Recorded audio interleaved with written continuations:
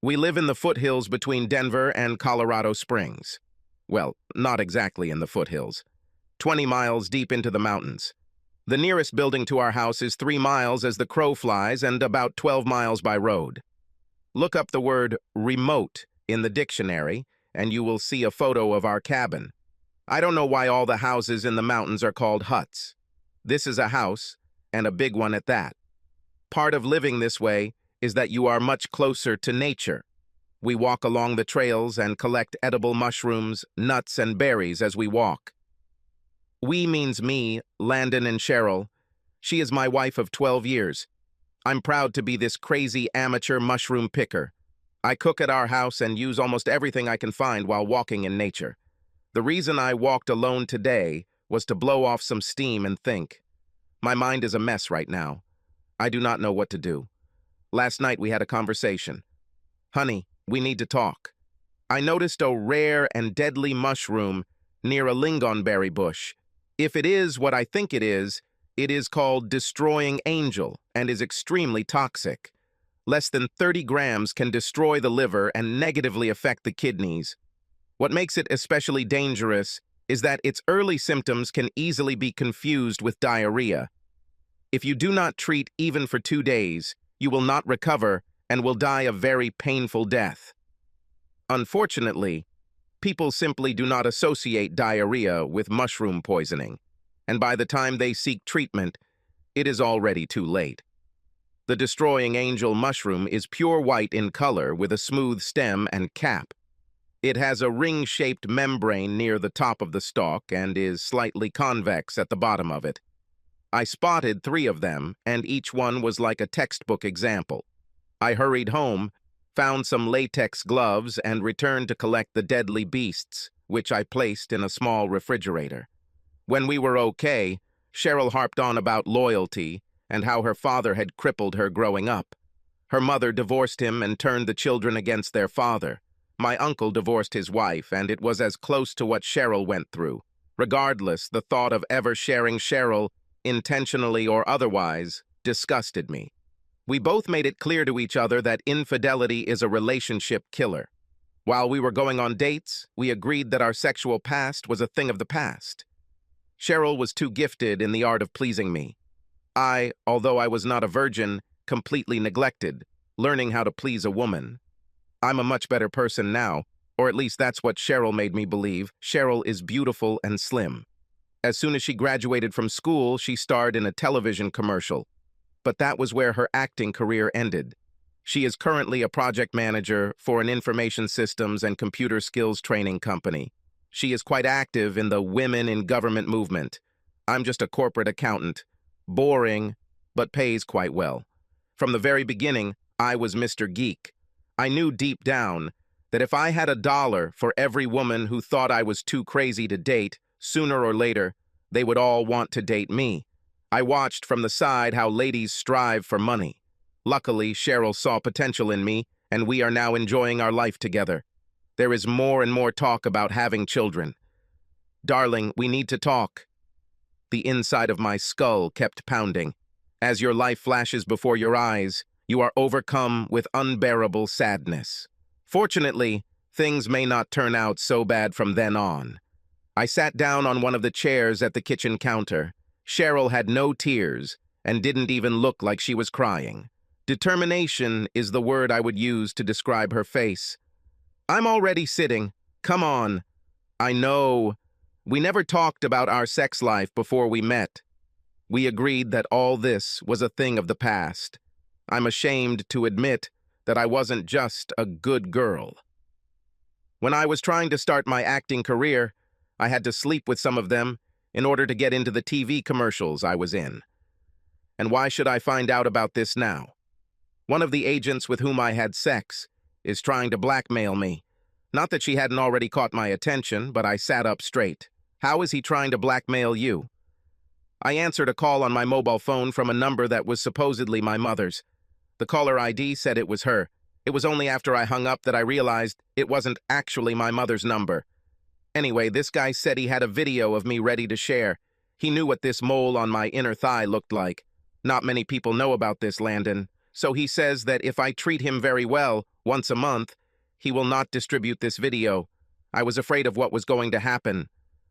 What have you done since he contacted you? I told him to call me back tomorrow.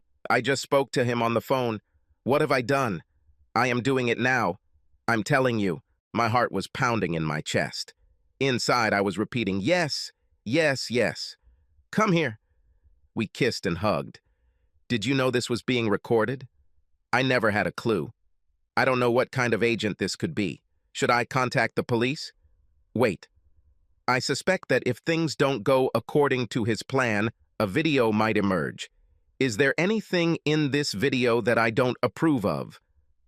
Cheryl hung her head and the tears began to flow. I had sex with 2 guys in this video. Cheryl, in this situation, we need a good plan. I drank glasses one after another until I became so drunk that I could not continue my intrigues. The only thing we agreed on was that when he calls tomorrow, she will tell them that I want to see them when they are together. This was the furthest thing from the truth, but we agreed that we would have more time to put an end to this threat. I took the day off and went for a walk in nature. I returned with my small refrigerator filled with deadly angels. Cheryl returned from work. Today, he called again. Did he agree for me to watch? Furthermore, he said that if my weakling husband wanted to learn something, he would be more than happy to oblige and show him. This asshole is a dead man. The who, how, when, and where are yet to be determined. Cheryl and I spent the evening narrowing down our choice of private investigator. After meeting this blackmailer, we want to know everything about him and where he lives. I don't think you're the only one he pulled this crap on. He probably has a room in his house where he keeps notes. We need to find a way to destroy this collection. Cheryl spoke with the detective and explained how we were planning the introductory meeting. Our intention was to give the detective a chance to work. Thinking about what I could do without going to jail, I came up with a plan. Finding these mushrooms was purely an accident. I usually took them to the Colorado Mycological Society, where a mushroom specialist would confirm their toxicity. Cheryl, when the blackmailer calls tomorrow, invites him to dinner on Friday night. We can take advantage of the picnic tables at the highway campground. There's a grill there so I can grill steaks. Trust me and don't ask questions. Cheryl asked me a question. What are you up to that's so bad? Believe me, just do it. Cheryl said it would take some convincing, but the blackmailer agreed to meet with us. He indicated that he would be accompanied by a bodyguard. I didn't care. It's been a long week waiting for Friday night. Intrigued by our story? Like and subscribe to the channel, and you will be shocked by the ending of the story.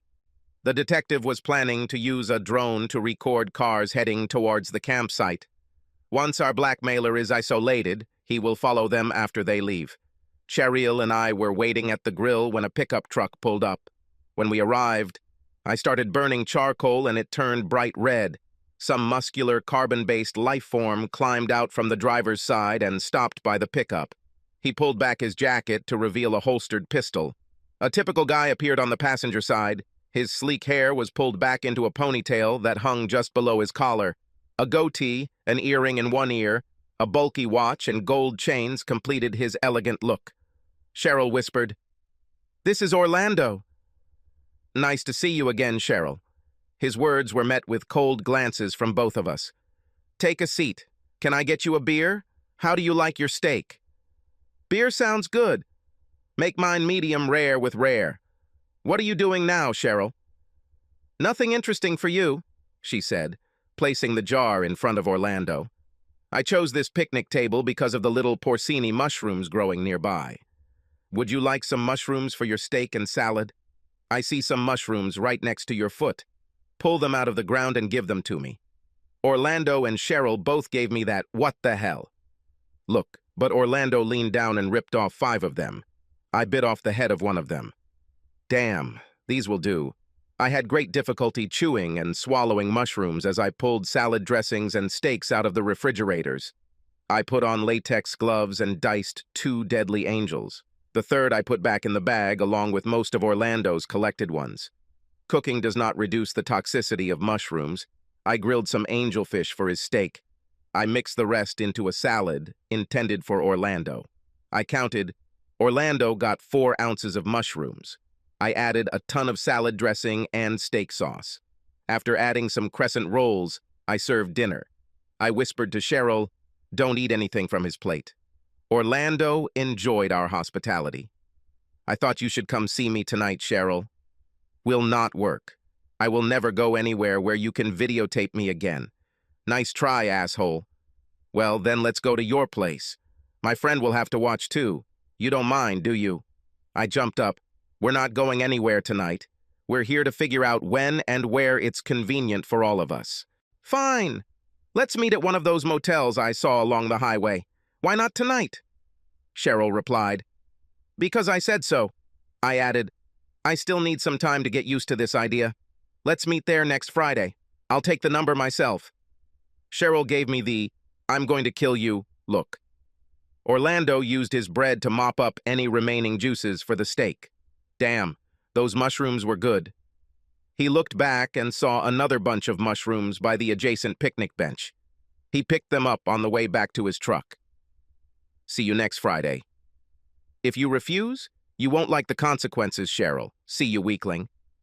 After the pickup pulled out onto the road, Cheryl exploded. "What the hell is this? There's no way in hell I'm meeting him on a Friday night. He won't be there. There's no way he'll be there. Why do you think he won't be there?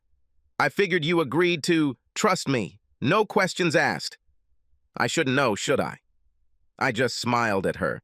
In the morning, Orlando made himself a cup of coffee and swallowed 2-day-old donuts.